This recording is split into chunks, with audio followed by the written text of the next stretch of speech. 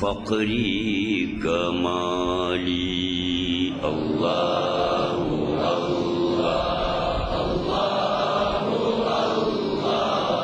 الله الله الحمد لله الكل عندي جنة خلدي ما دمت في حضرة الوصال الله الله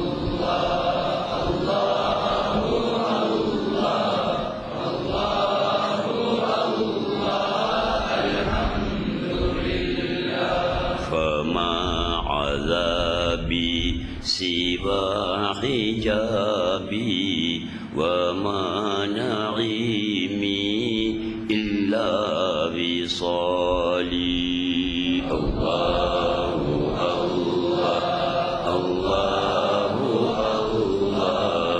الله الله الحمد لله الحمد لله حمدا كثيرا طيبا مباركا فيه كما يحب ربنا ويرضى اللهم صل وسلم على رسولك سيدنا وحبيبنا وشفيعنا ومولانا محمد وعلى آل سيدنا محمد قد ضاقت حيلتي أدركني يا حبيب الله அன்புக்குரிய சகோதரர்களே, அல்லாஹ்வின் நல்லடியார்களே, சகோதரிகளே, தாய்மார்களே, அல்லாஹ் சுப்ஹானஹு வ தஆலா திருக்குர்ஆனின் ஓரிடத்திலே ஒமா ஹலகத்துல் ஜின்ன வல் இன்ஸ இல்லா லியஅ்புதூன் என்று சொல்லி இருக்கிறான்.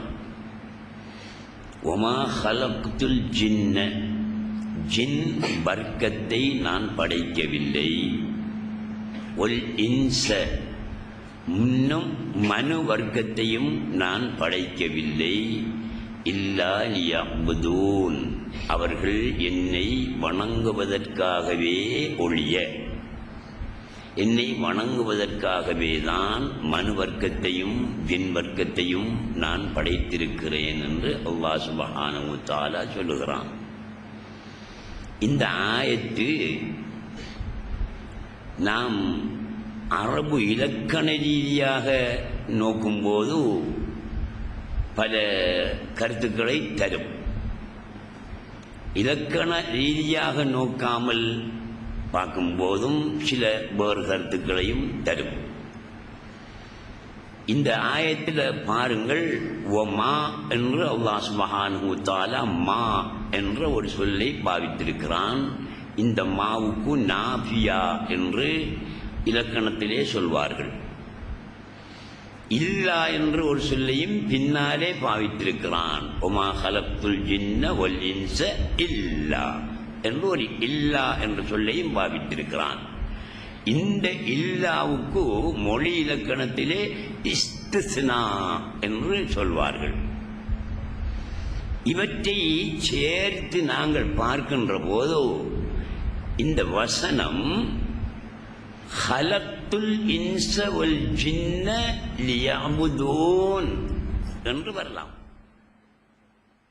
ஹலக்துல் ஜின்ன வல் இன்ஸ மனு வர்க்கத்தையும் ஜின் வர்க்கத்தையும் லியஅபுதூன் என்னை வணங்குவதற்காக படைத்தேன் என்று வரலாம். மாவும் தேவையில்லை, அரிசியும் தேவையில்லை, இல்லாவும் தேவையில்லை. ஆனா இந்த மாவும் இல்லாவும் இல்லாமல் நான் இப்போது சொன்ன மாதிரி ஹலக்துல் இன்ஸ வல் ஜின்ன லியஅபுதூன் என்று வந்தால் அந்த பேச்சு டெரிவேஷன் குறைய, அதனுடைய பலம் குறைய. மாவும் இல்லாவும் சேர்ந்து வந்தால் அந்த கருத்து, மைய கருத்து அங்கு வலியுறுத்தப்படும், பலப்படுத்தப்படும்.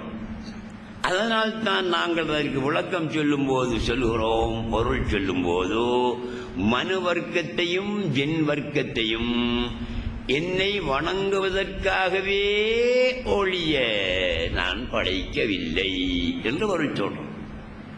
மாவும் இல்லாவும் இல்லாமல் வந்தா சாதாரண ஒரு பொருள் வரும்.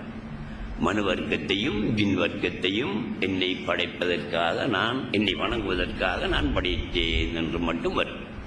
இதிலிருந்து நாங்கள் விளங்கக்கூடிய கருத்தென்ன, அல்லாஹ் சுப்ஹானஹு வ தஆலா மனு வர்க்கத்தையும் ஜின் வர்க்கத்தையும், ஜின்களையும் மனிதர்களையும் அவனை வணங்குவதற்காக மட்டும்தான் படைத்திருக்கிறானே தவிர வேறு எந்த ஒரு வேலை செய்வதற்காகவும் படைக்கவில்லை என்ற கருத்து வரும். இந்த ஆயத்துக்கு தஃசீர் எழுதின உலமாக்கள் முஃபஸ்ஸிரீன்களில் வெளிநீச்சல் அடிக்கின்ற உலமாக்களும் முஃபஸ்ஸிரீன்களும் இருக்கிறார்கள். உள்நீச்சல் அடிக்கின்ற, குழியோடக்கூடிய உலூமுல் குர்ஆன், குர்ஆனுடைய இல்முகளில் குழியோடக்கூடிய ஆரிஃபீன்களும் இருக்கிறார்கள். அந்த ஆரிஃபீன்களில் ஒருவர்தான் அப்துல்லாஹ் இப்னு அப்பாஸ் ரலியல்லாஹு தஆலா அன்ஹு அவர்கள். இப்னு அப்பாஸ் ரலியல்லாஹு அன்ஹு அவர்கள் இந்த ஆயத்துக்கு விளக்கம் சொல்லும் போது ஒரு சொல்ல சேர்க்காங்க. அவங்களோட தஃசீர்ல ஒரு சொல்ல சேர்க்காங்க. எப்படி சேர்க்காங்க? ஒமா ஹலக்துல் ஜின்ன வல் இன்ஸ இல்லா லியஅபுதூன் என்றா இல்லா லியஅரிஃபூனி வ யஅபுதூனி என்ற ஒரு சொல். இல்லா லியஅரிஃபூனி என்ற ஒரு சொல்ல சேர்க்காங்க. எங்க இருந்து சேர்க்காங்க? இது குர்ஆன் வசனத்தில் அப்படி வரல. இல்லா யஅரிஃபூன் யஅரிஃபூன் என்று சொல்ல அங்க வரவே இல்லை. யஅபுதூன் என்று சொல்லத்தான் வந்திருக்கு. வணக்கத்தை பற்றி தான் சொல்லப்பட்டிருக்கு, ஞானத்தை பற்றி சொல்லப்படல. மனு வர்க்கத்தையும் ஜின் வர்க்கத்தையும் என்னை வணங்குவதற்காகத்தான் என்று சொல்லப்பட்டிருக்கிறே தவிர என்னை அறிந்து வணங்குவதற்காக என்று சொல்லப்படல. ஆனா அப்துல்லாஹ் இப்னு அப்பாஸ் ரலியல்லாஹு தஆலா அன்ஹு அவர்கள் லியஅரிஃபூனி என்னை அறிந்து என்று ஒரு சொல்ல சேர்த்திருக்கிறார்கள். இவங்க தான் ரயீசுல் முஃபஸ்ஸிரீன். தப்சீர்கள் திருக்குர்ஆன் விரிவுரையாளர்களின் தலைவர் என்று பட்டம் பெற்றவர்கள் செய்தனா அப்துல்லாஹ் இப்னு அப்பாஸ் நாயகம் அவர்கள்தான். இதே நேரம் ஹதீஸ்கள் வருகிறது, மன் ஃபஸ்ஸரல் குர்ஆன பிரஇஹி ஃபல்யதபவ்வஅ மக்அதஹு மினன் நார். யாராவது ஒருவன் தன்னுடைய ஆலோசனை, தன்னுடைய ரயை கொண்டு, தன்னுடைய புத்தியை கொண்டு, தன்னுடைய விருப்பத்தின் படி திருக்குர்ஆனுக்கு விளக்கம் சொன்னால் அவன் நரகத்தில் தனக்கென்று ஒரு இடத்தை எடுத்துக் கொள்ளட்டும் என்று ஹதீஸும் வந்தது. அப்படியானால் அப்துல்லாஹ் இப்னு அப்பாஸ் அவர்கள் சொன்ன லியஅரிஃபூனி என்ற அந்த குறிப்பு, என்னை அறிந்து என்ற அந்த குறிப்பு அவங்களுடைய சொந்த கருத்தா? சொந்த கருத்து என்றால் ஹதீஸுக்கு மாத்தம், அல்லது சொந்த கருத்து இல்லையா? சொந்த கருத்து அல்ல. எங்க அவங்க சொந்த கருத்து சொல்ல முடியாது. காரணம், இந்த ஹதீஸ் அவர்களுக்கு தெரியும், அப்துல்லாஹ் இப்னு அப்பாஸ் அவங்களுக்கும் இந்த ஹதீஸ் தெரியும். ஆகையினாலும் சொந்த கருத்து அல்ல. இந்த கருத்தை எங்கிருந்து எடுத்தார்கள் என்றதான் யோசிக்கணும். நாங்க இப்ப குர்ஆனுக்கு விளக்கம் சொல்றதா இருந்தா சஹாபாக்கள் சொன்ன விளக்கம் இருக்கு, தாபிஈன்கள் சொன்ன விளக்கம் இருக்கு, தபஅ தாபிஈன்கள் சொன்ன விளக்கம் இருக்கு, இமாம்கள் சொன்ன விளக்கம் இருக்கு, அவுலியாக்கள் சொன்ன விளக்கம் இருக்கு. இப்படி பலர் திருக்குர்ஆனுக்கு விளக்கம் சொல்லி இருக்கிறார்கள். இவர்களுடைய இந்த சொல்ல தழுவி ஒரு கருத்து சொன்னா, இவர்களுடைய சொற்களை ஆதாரமாக வச்சு ஒரு கருத்தை சொன்னா, அவன் தன்னுடைய ரயை கொண்டு தஃசீர் செய்தவனாக ஆக மாட்டான். ஏன்? அவன் சொல்லுவான், சஹாபி சொல்லியிருக்கிறாரு, தாபிஈ சொல்லியிருக்கிறாரு, தபஅ தாபிஈ சொல்லியிருக்கிறாரு, இன்ன வலியுல்லாஹ் சொல்லியிருக்கிறாரு, இன்ன இமாம் சொல்லியிருக்கிறாருன்னு சொல்லலாம். அப்போ ஒருவருடைய கருத்தை கருவாக வச்சு ஒரு தஃசீரை சொல்றது. இப்ப அப்துல்லாஹ் இப்னு அப்பாஸ் சொன்னாங்களே லியஅரிஃபூனி என்று, எந்த சஹாபி சொன்ன, எந்த தாபிஈ சொன்ன, எந்த தபஅ தாபிஈ சொன்ன, எந்த வலியுல்லாஹ் சொன்ன, எந்த இமாம் சொன்ன? ஒருவரும் சொல்லு. அப்ப எங்கிருந்து இந்த கருத்தை எடுத்தார்கள் என்றால், யஅபுதூனி என்று சொல்லுத்தான் சொல்லுது. இல்லாலி யஅபுதூனி என்று வந்துச்சே, என்னை வணங்குவதற்காகவே ஒழிய என்ற அந்த சொல்லுத்தான் என்னை அறிந்து வணங்குவதற்காகவே என்ற கருத்தை தருகிறது. அப்ப இப்னு அப்பாஸ் ரலியல்லாஹு அன்ஹு தப்பிட்டாங்க. தன்னுடைய ரயை கொண்டு அவங்க தஃசீர் சொன்னவர்கள் அல்ல, குர்ஆனை கொண்டு குர்ஆனுக்கு தஃசீர் செய்தார்கள். அது எப்படி என்று நீங்க யோசிக்கணும். அங்க நீங்க வரணும். எங்க தெரியுமா? இபாதத்துக்கு வரணும். வேற எங்கேயும் போக தேவையில்லை. இபாதத்துன்னா என்ன? வணக்கம். வணக்கம் என்றா என்ன? அதுக்கு ஒரு வரவிலக்கணம் வேணும். சும்மா வணக்கம் வணக்கம் என்றா என்ன? வணக்கம் என்றா என்ன? அதுக்கு வரவிலக்கணம் வேணும். அதுக்கு வரைவிலக்கணம் என்ன தெரியுமா? இபாதத் என்றா ஃபிஅலுல் முகல்லபி அலா ஹிலாஃபி ஹவா நஃப்ஸிஹி தஅலீமன் லிரப்பிஹி. இதுதான் அதனுடைய வரைவிலக்கணம். இதை சரியாக அறிஞ்சு கொண்டா இந்த வரைவிலக்கணத்துக்கு எது உட்பட்டதாக இருக்கிறதோ அது எல்லாமே வணக்கமாகி விடும். நான் சொல்றது கொஞ்சம் விளங்கும் விளங்காமலும் போகும். நல்லா யோசனை பண்ணி பார்த்தீங்கன்னா வழங்கிடும். ஃபிஅலுல் முகல்லப், ஒரு முகல்லபுடைய செயலாக இருக்கணும். ஒரு விஷயத்தை வணக்கம் இபாதத்து என்ற பெயரை கொடுக்கிறதா இருந்தா முகல்லபுடைய செயலாக அது இருக்கணும். முகல்லபண்டா யாரு? ஆக்கில் பாலியர், அவர் தான் முகல்லப். ஆக்கில் அடிக்கணும். ஆக்கிலண்டா புத்தி உள்ளவன் அடிக்கணும், பைத்தியகாரன் இல்லாதவன் அடிக்கணும். பைத்தியகாரனுடைய செயல் எதிர வராது. இபாதத்தில் வராது. அதனால்தான் ஃபிஅலுல் முகல்லஃப் முகல்லஃபுடைய செயல் சொன்னாரு.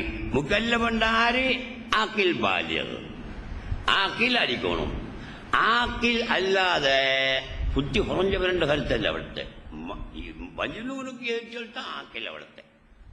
அப்போ மடையன் தொழுவர் இல்லையா, இபாதத் செய்யற இல்லையா, மடையன் இபாதத் செய்யத்தான் வேணும். மஜ்னூனுக்கு இபாதத் இல்லை.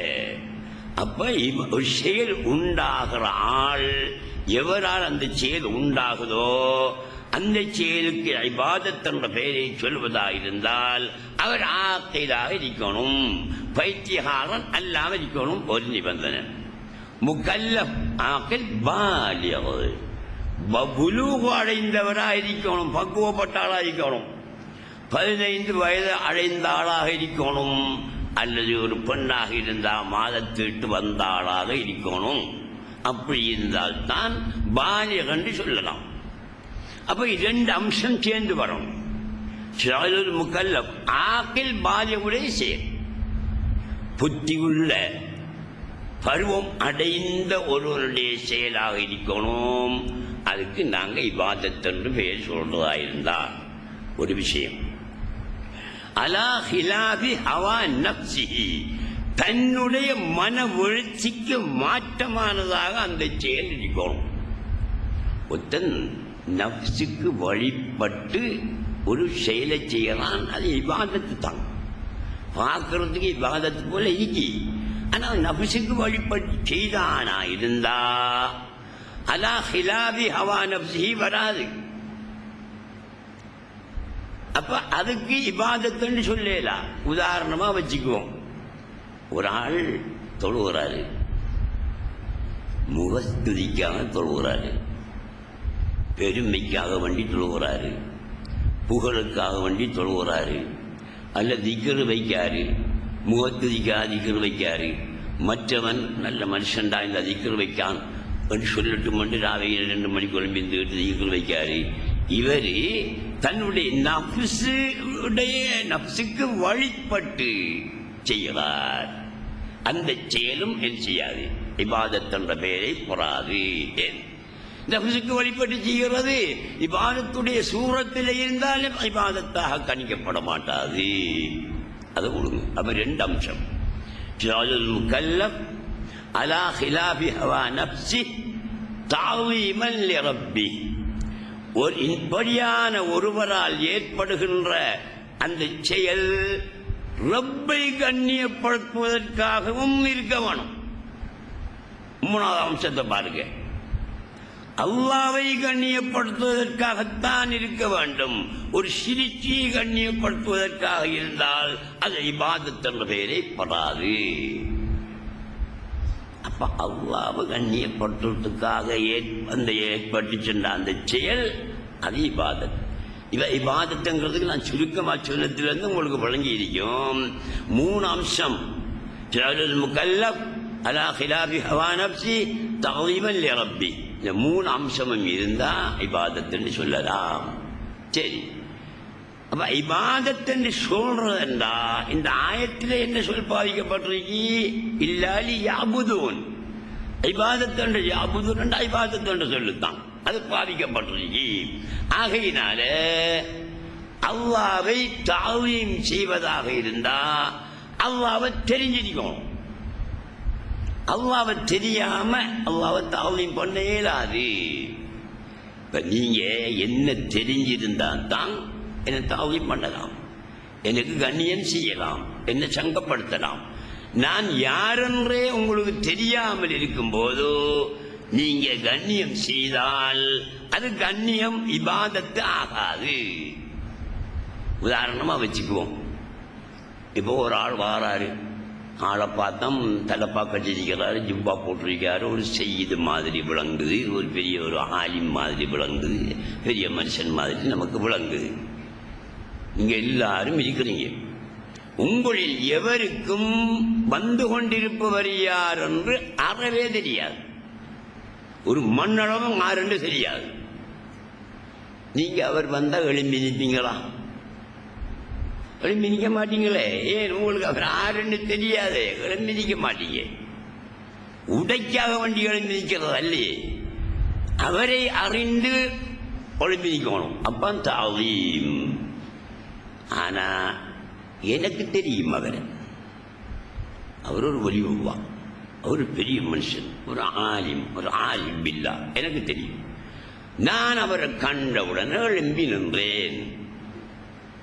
நீங்க பாத்தீங்க உட்கார்ந்திருக்கிறார்கள், மௌலவி எழும்பி நிற்கிறாரே இந்த மனுஷனுக்கு, அப்ப இவர் ஒரு பெரிய ஆளாத்தான் இருக்கணும், இல்லாவிட்டா மௌலவி எழும்பி மரியாதை செய்ய மாட்டாரு. ஆகவே நாங்களும் எழும்பி மரியாதை செய்வோம், நீங்களும் எழும்பி மரியாதை செய்யறீங்க. இதுல யாருடைய மரியாதை ஹகீக்கத்தான மரியாதை, யதார்த்தம் யாருடையது என்றுதான் யதார்த்தம். ஏன் நான் ஆளை அறிஞ்சு எழும்பியிருந்தன், ஆளை புரிந்து தாவீம் பண்ணினன். நீங்க ஆளை புரிந்து தாவீம் பண்ணல, நான் தாவீம் பண்ணினேன் என்பதற்காக தாவீம் பண்ணினீர்கள், கண்ணியம் செய்தீர்கள்.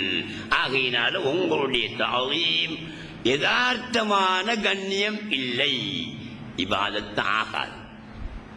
ஒரு பெரிய மனுஷனை கண்டா எழும்பி நிற்கிற சுன்னத்து, மார்க்கத்தில் சுன்னத்து. ஒரு ஆலிம் கண்டா எழும்பி நிற்கிற சுன்னத்து, ஒரு ஆரிஃப் பில்லாவை கண்டா எழும்பி நிற்கிற சுன்னத்து. சுன்னத்துன்னா இபாதத்து. நான் எழுந்து நின்றேனே அது இபாதத்து. ஏன் புரிந்து எழுந்து நின்றேன், நீங்க புரியாம எழுந்து நின்றீர்கள். ஆகையினால் உங்களுடைய செயலும் பார்வைக்கு இபாதத்து போல இருந்தாலும் அது இபாதத்து என்ற பெயர் வாங்காது. காரணம் தாலீம் ரப்பி இல்லைங்க, 3 அம்சத்தில் ஒரு அம்சம் இல்லை. ஆகையினால யஅரிஃபூனி என்ற கருத்தை, என்னை அறிந்து என்ற கருத்தை யஅபுதூன் என்ற சொல்தான் தருகிறது, இபாதத் என்ற சொல்தான் தருகிறது. ஆகவே யுஃபஸ்ஸிருல் குர்ஆனு பஅதுஹு பஅதன், குர்ஆன் ஆயத்துக்களில் சிலதை தஃசீர் பண்ணும், சிலதை விவரமாக சொல்லும், விளக்கமாக சொல்லும் என்ற அடிப்படையில் யஅபுதூனி என்ற சொல் எனக்குள்ளே லியஅரிஃபூனி உள்ள மறைஞ்சு கொண்டிருக்கிறார் என்று சொல்லுதோ. ஆகையினாலதான் இப்னு அப்பாஸ் ரலியல்லாஹு தஆலா அன்ஹு அவங்க இந்த கருத்தை எழுதியிருக்காங்க. சரி, இப்ப நாங்க அப்படி போனா ரொம்ப நேரமா போயிடும். அந்த துறையில போனா குர்ஆன்ல அல்லாஹ் சுப்ஹானஹு வ தஆலா சொல்லியிருக்கிறான், அல்லாஹ்வுடைய பேச்சுக்கு விளக்கம் எழுத போனா இந்த உலகத்தில் உள்ள கடல்களை எல்லாம் மையாக்கி விளக்கம் எழுதினாலும் விளக்கம் முடியாது, மைகள் எல்லாம் முடிச்சு போகும். லவ் கானல் பஹ்ரு மிதாதன் லிகலிமாத்தி ரப்பி லனஃபிதல் பஹ்ரு கப்ல அன் தன்ஃபத கலிமாத்து ரப்பி வலவ் ஜினா பிமிஸ்லிஹி மததா. 7 கடல், 7 கடலையும் மையாக்குற, செங்கடல், அந்த கடல், இந்த கடல் என்றுதானே, எல்லா கடலையும் மையாக்கி திருக்குர்ஆனுக்கு விளக்கம் எழுதுற. விளக்கம் மொழினா ஒரு ஜுஸுவுக்கு விளக்கம் எழுதுறதுக்கு இடையில மையெல்லாம் முடிஞ்சிடும். அப்ப 29 ஜுஸுவுக்கு விளக்கம் எழுதுறதுக்கு மையெல்லாம் போயிடும். அப்படி விளக்கங்களை கொண்டது அல் குர்ஆன் என்று ஒரு ஆயத்து வருகிறது. அதே போல 7 கடலை திருப்பி 7 கடல் ஆக்குற, 14 கடல், 14 கடலை திருப்பி 14 கடல் ஆக்குற. எத்தனை கடல்? 28. 28 திருப்பி 28 ஆக்குற. இப்படி நீங்க போனாலும் எழுதி கொண்டிருப்பீங்க. 1/2 ஜுஸுவுக்கு 1 ஜுஸுவுக்கு அதோட மையெல்லாம் முடிஞ்சு போகும். அப்ப எவ்வளவு பெரிய வேலை குர்ஆனுடைய ஆயிடுது. குர்ஆனுக்கு விளக்கம் சொல்றதா இருந்தா சும்மாக்களாலே தஃசீரை சொல்ல இயலாது. ஏன் குர்ஆனுங்கிறது அல்லாஹ்வுடைய பேச்சு, அல்லாஹ்வுடைய பேச்சுக்கு விளக்கம் சொல்ல அல்லாஹ்வால முடியும், மத்தாக்களால முடியாது. அந்த சுயித்தீமாவால, இந்த சுயித்தீமால, இந்த அப்துல் ரவுபால, அந்த அப்துல் ஜப்பாரால சொல்ல இயலாது. அல்லாஹ்வுடைய பேச்சுக்கு, மனுஷனுடைய பேச்சுக்கு, அப்துல் ரசூல் பேச்சுக்கு என்ன செய்யலாம்? விளக்கத்தை சொல்லிடலாம். அவர் அப்துல் ரசூல் ஒரு சிருஷ்டியுடைய பேச்சுக்கு விளக்கம் சொல்லலாம். சிருஷ்டி கர்த்தாவுடைய பேச்சுக்கு விளக்கம் சொல்றதுக்கு சிருஷ்டி கர்த்தாவால தான் முடியும், வேற யாராலையும் முடியாது. இன்னொரு இடத்த அல்லாஹ் சொல்றான்,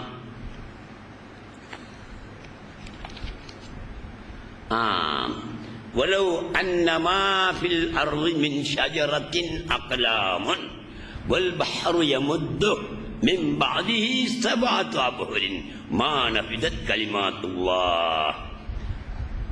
உலகத்தில் உள்ள மரங்கள்ல உள்ள கம்புகளை எல்லாம் பேனையாக்குற, உலகத்தில் உள்ள எல்லா காடுகள், உலகத்தில் உள்ள ஆப்பிரிக்கா காட்டிலிருந்து எல்லா காடுகளிலும் உள்ள மரங்கள் குச்சிகளை எல்லாம் பேனாவாக்கி 7 கடலை திருப்பி 7 கடலாக ஆக்கி விளக்கம் எழுதினாலும் பேனாவும் முடிஞ்சு போகும், மையும் முடிஞ்சு போகும், அல்லாஹ்வுடைய கலாமுடைய தத்துவம் முடியாது என்று இந்த ஆயத்தில் சொல்றான் சூரத்துல் லுக்மான்ல. அப்ப அல்லாஹ்வுடைய பேச்சு மிக ஆழமானதுதான்.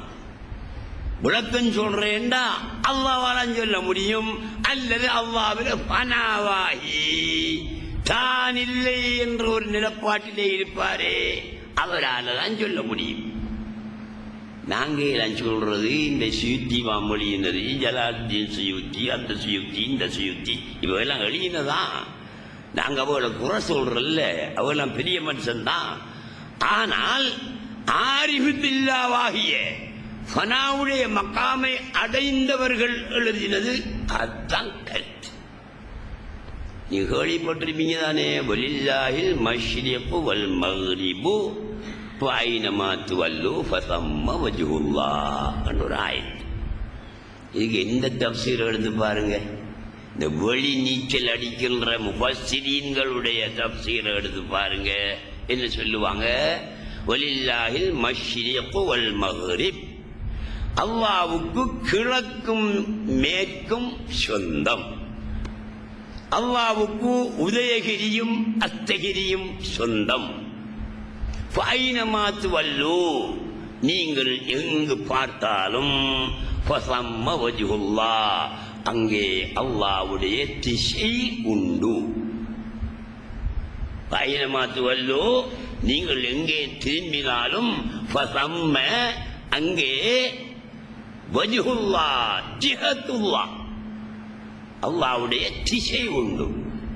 1000 கேள்விகள். இந்த தஃப்சீரை இப்படி சொல்ல போன அல்லாஹ்வுடைய பேச்சுக்கு 1000 கேள்வி வரும். எப்படி கேள்வி வரும் ஒன்றை சொல்றேன். வலில்லாஹில் மஷ்ரிக் வல் மக்ரிப், உதயகிரியும் மஸ்தகிரியும் கிழக்கும் மேற்கும் அல்லாஹ்வுக்கு சொந்தம். நீங்க சொல்றீங்களா? சரி, அப்ப வடக்கும் தெற்கும் யாருக்கு சொந்தம்? ஒரு ஆளுக்கு சொந்தமோ? ஒரு கேள்வி கொண்டு வரும். அப்ப இந்த கேள்விக்கு இடம் இல்லாமத்தானே உலகத்தை சொல்லும். சரி, அடுத்ததுக்கு போவோம். ஃபைனமா துவல்லு ஃபஸம்ம வஜ்ஹுல்லாஹ், நீங்க எங்க திரும்பினாலும் இங்கே அல்லாஹ்வுடைய திசை இருக்கிறது. அல்லாஹ் திசை என்று சொல்லி அறியான், ஜிஹத் என்று தான் வரணும், ஜிஹத் தான் திசை. வஜ்ஹுல்லாஹ் தான் சொல்லிருக்கான், அல்லாஹ்வுடைய முகம் இருக்குன்னு தான் சொல்லிருக்கான். அப்ப நாங்க என்ன செய்ய வேண்டியிருக்கு, இந்த ஆயத்துகளுக்கு ஆரிஃபீன்கள் சொல்ற அர்த்தத்துக்கு போனா தான் வெல்லலாம். இல்ல குர்ஆனுக்கு சரியான விளக்கம் சொல்ல முடியாது. அஷ்ஷேகுல் அக்பர் முஹைத்தீன் இப்னு அரபி ரலியல்லாஹு தஆலா அன்ஹு அவங்க இந்த கிழக்கும் மேற்கும் உதயகிரியும் மஸ்தகிரியும் என்ற கருத்தை ஏற்றுக்க மாட்டாங்க. அவங்க என்ன சொல்லுவாங்க தெரியுமா, வலில்லாஹில் மஷ்ரிக் வல் மக்ரிப் என்றா ஒளிர்ந்த பிரதேசங்களும் இருண்ட பிரதேசங்களும் அல்லாஹ்வுக்கு சொந்தமானவை. உலகத்தில் 2 பிரதேசங்கள் தான் இருக்கு. ஒன்றோ ஒளிர்ந்த பிரதேசங்கள், மற்றது இருண்ட பிரதேசங்கள். இதை தவிர 3வது பிரதேசம் கிடையாது. ஆகவே எல்லாம் அவருக்கு சொந்தமான கருத்து அங்க வந்துடும். ஃபைனமா துவல்லு ஃபஸம்ம வஜ்ஹுல்லாஹ், நீங்க எங்கு நோக்கினாலும் அங்கே அல்லாஹ்வுடைய ஸாத் உண்டு. வஜ்ஹ் என்றால் முகம் என்ற கருத்து அல்ல, ஸாத். வஜ்ஹ் என்ற சொல்லுக்கு அர்த்தம் ஸாத். அது எப்படி தாத்தன்னு கொடுக்குற வஜிகண்டு தானே குர்ஆன்ல வந்துருக்கு. தாத் எப்படி என்று சொல்ல முடியும் என்றா குர்ஆனுடைய நடை நாகரிகமான நடை. இத்லாகுல் ஜுஸ்இ வ இராதத்துல் குல்லி, ஒரு பகுதியை சொல்லி அதன் முழுமையை கருத்திலே கொள்வது. உதாரணமாக பிடிச்சிக்கிட்டா இந்த அப்துல் ரஷீத், இவருக்கு அப்துல் ரஷீத் என்ற பேரு உச்சந்தலையிலிருந்து உள்ளங்கால் வரைக்கும் உள்ள பகுதிக்கு தான் அப்துல் ரஷீத் என்ற பேரு. நான் இவரை விரலை பிடிச்சிக்கிட்டு அப்துல் ரஷீதை பிடித்துக் கொண்டேன் சொல்லலாம். ஒருத்தன் கேட்கலாம், அப்துல் ரஷீத் என்ற உச்சந்தலையிலிருந்து உள்ளங்கால் வரைக்கும் உள்ள மொத்த உடலுக்குத்தான் அப்துல் ரஷீது. நீங்க விரலை மட்டும் பிடிச்சிக்கிட்டு அப்துல் ரஷீதை பிடிச்சிக்கிட்டு எப்படி சொல்லுவீங்கன்னு கேட்க இயலாது. அவன் நாகரிகம் தெரியாதவன், ஃபஸாஹத்துல் கலாம் பலாகத்துல் கலாம் தெரியாதவன். அதாவது ஒரு பகுதியை சொல்லி மொத்தத்தை கருத்திலே கொள்வது என்ற அடிப்படையில் நீங்கள் எங்கு நோக்கினாலும் அங்கே அல்லாஹ் தான் இருக்கின்றான் என்ற கருத்து தான். வேற கை கால் என்ற கருத்து கிடையாது. சரி, அதையும் வச்சு போட்டு கொஞ்சம் உள்ள போய் பார்ப்போம். நாங்க இப்ப ஒமா ஹலத்துல் ஜின்ன வல் இன்ஸ இல்லா லியஅபுதூன், மனு வர்க்கத்தையும் ஜின் வர்க்கத்தையும் என்னை வணங்குவதற்காகவே என்று நான் படைக்கல கண்டு வச்சுக்கிட்டாலும் சொல்லலாம். என்னை அறிந்து வணங்குவதற்காகவே என்று நான் படைக்கல என்று வச்சுக்கிட்டாலும் சொல்லலாம். ரெண்டு அம்சம் அங்க வரும், அறிதல் வணங்குதல். ரெண்டு அம்சம் வரத்தான் செய்யும். இந்த ரெண்டு அம்சத்தில் வச்சு பார்த்தா ஒரு பேச்சினுடைய மஃபூம், அந்த பேச்சு தார நேரடி பொருள் மஃபூம்,